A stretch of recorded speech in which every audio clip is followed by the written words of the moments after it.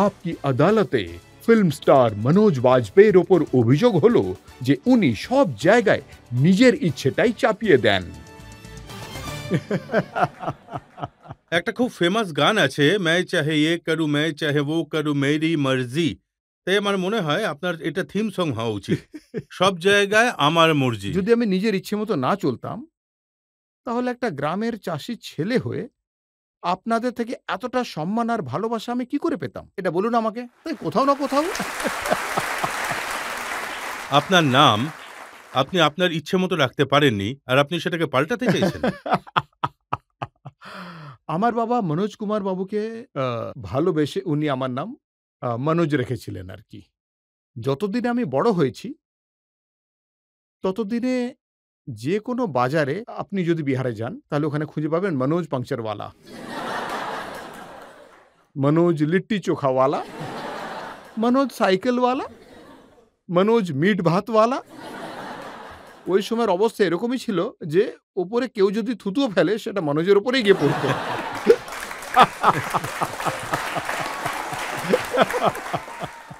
এত কমন নাম হয়ে গিয়েছিল ওটা। তাই আমি চাইতাম যে এমন নাম হোক যেটার কারুর থাকবে না। তাই আমি নাম ভেবেছিলাম আমার সমর। আমি আমার নাম রাখবো সমর, ঠিক আছে? কিন্তু শুল সিনেমায় সঞ্জয় সিং নাম রেখেছিল আমার চরিত্রের, অনুরাগ, আমার ক্যারেক্টারের অনুরাগ কাশ্যপ। আমি বললাম যে ভাই এটা যেরকম চরিত্র এর নাম সঞ্জয় হওয়া উচিত নয়। তখন ও বলল কি নাম হওয়া উচিত? আমি বললাম ওর নাম হওয়া উচিত সমর প্রতাপ সিং। কারণ আমি আমারটা পাল্টাতে পারিনি, তাই আমি আমার নায়কের নামটাই পাল্টে দিলাম। আর এটাও শুনেছি যে আপনার নিজের চেহারাটাও পছন্দ নয়, ওটাকেও পাল্টাতে চান।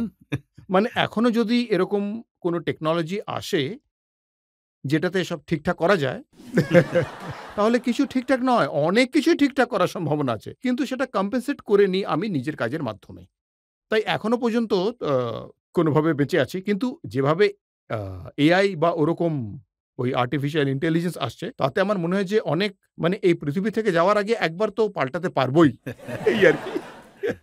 কেউ আমায় বলেছিল যে আপনি যখন মেকআপে বসেন তখন আয়নায় আপনি নিজেকে দেখেন না, না। আমি একদমই দেখি না। আরে দেখার কিছু নেই তো কি দেখবো, হ্যাঁ? সেই জন্য আমি ভেবেছি যদি মরার আগে কোনো একবার কোনো টেকনোলজি আসে তাহলে একটা ভালো চেহারা দেখে এখানে লাগানো যেতে পারে। কোনো অসুবিধে নেই তাতে। যে সত্তার রোলটা ছিল, আমি শুনেছিলাম আপনি নাকি ওটার জন্য নিজের রাইটার নিয়ে গেছিলেন। ওটা প্রথম থেকে, কারণ রামগোপাল ভার্মা বলেছিলেন আমার রাইটার্স চাই। আর আমি ব্যান্ডিট কুইনে এত ট্যালেন্টসদের সাথে তুমি কাজ করেছো আলাদা আলাদা ডিপার্টমেন্টে, আমাকে ওই ধরনের ট্যালেন্ট তুমি এনে দাও। তাই সবার প্রথমে উনি আমাকে বললেন যে আমার প্রচণ্ড বিপ্লবী একজন রাইটার চাই যে নতুনভাবে লিখবে। তাই আমি দেখা করালাম অনুরাগ কাশ্যপের সাথে। তো আমরা সবাই তখন ইয়াং ছিলাম, ও আমার থেকেও ছোট ছিল। তখন অনুরাগ কাশ্যপকে নিয়ে গেলাম। তারপরে উনি আমায় বললেন যে ডায়ালগ লেখার জন্য আমার রাইটার চাই। তাই সৌরভ শুক্ল আমার খুব ভালো বন্ধু ছিল তখন। তো আমি ওকে নিয়ে গেলাম। তো এরকম অনেকগুলো ব্যাপার হয়েছিল। আমি এরকম অনেক ব্যাপার আপনাকে বলতে পারি। দ্য ফ্যামিলি ম্যান, হ্যাঁ, উনি আপনাকে স্ক্রিপ্ট শোনালেন, তিওয়ারি চরিত্রটা বললেন, হ্যাঁ। আপনি পুরো মনোযোগ দিয়ে শুনলেন, তারপর আপনি ডাইরেক্টরকে বললেন যে আমি বলছি এই তিওয়ারি কেমন হতে পারে। আপনাদের কি খারাপ লেগেছে শ্রীকান্ত তিওয়ারি?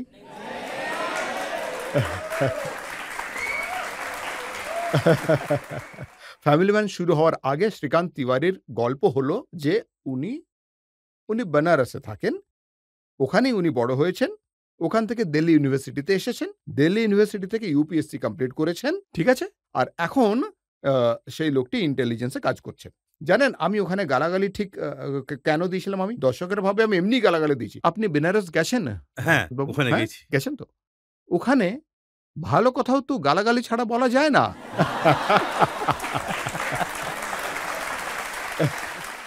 তাই ওনার অভ্যেসটাই এরকম। কথাবার্তা ধরনের। দিল্লি ইউনিভার্সিটিতে ওনার বউয়ের সাথে আলাপ হয়। সেও ছিল সাউথ ইন্ডিয়ান। আর তারপর এদের ট্রান্সফার হলো আ মুম্বাইয়ের মতো শহরে। এটাই হচ্ছে গল্প। এবার যদি একে বেনারসের লোক দেখাতে হয়, আর সেভাবেই লেখা ছিল, তাহলে ওনার সাথে তো ন্যায় বিচার করতেই হবে। তাই ওই লোকটা এই ধরনের যে নিজের ছেলেকে আর আমি আর নিজের ছেলেকে কি বলেছে যে জোর সে মত ফুক वरना पीछे से हवा निकल जाएगा।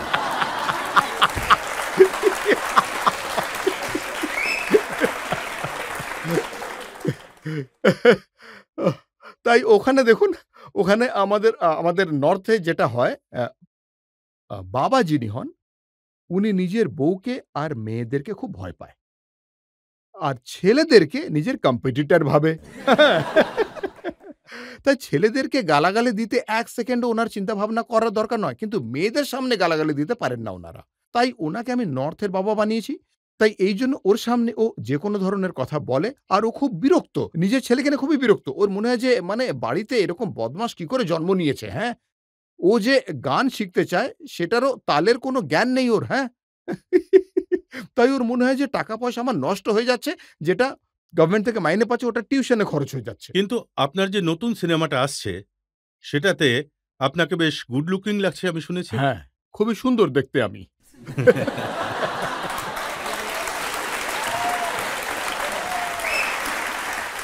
দেখুন, যদি একটুখানি গুড লুকিং দেখতে হই তাহলে I can also say I am talented and I am good looking too. আচ্ছা, গুড লুকিং কি এইজন্যে কারণ 'এক বান্দা কাফি হ্যায়' এর প্রোডিউসার আমায় বলেছিল, এটাতে ডাইরেক্টর কে হবে সেটাও আপনি ঠিক করেছেন? দেখুন, দেখুন অনেক কিছুই আমার ইচ্ছে মতো হয় না। আমার প্রোডিউসারের ইচ্ছে। আমি ওনাকে জিজ্ঞেস করলাম সুপর্ণকে আর বিনোদ ভানুশালীকে যে, "ভাই গল্পটা তো আমার বেশ ভালো লেগেছে। কিন্তু এটা ডিরেকশন কে দিচ্ছে?" উনি তখন বললেন, আপনি নিজে ডিসাইড করুন।" আমি বললাম, "ঠিক আছে।" আমি বললাম, "রাইটার?" "সেটাও আপনি ডিসাইড করুন।"